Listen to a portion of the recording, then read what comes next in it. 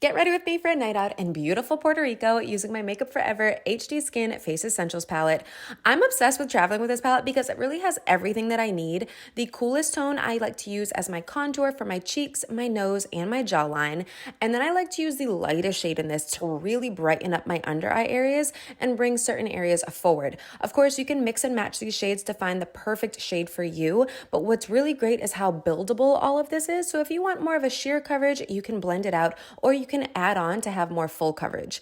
And then of course we have our bronzer shade. You can mix and match this. I like to apply it on the tops of my cheekbones, my brow bones, and my forehead along the jaw. This palette's available in 2 new versions now at Sephora, and this pink peachy blush that comes in the light to medium range is so gorgeous. I put it on the apples of my cheeks, of course on my lids because I always apply my blush to my lids, and then I always sweep a little bit across my nose too.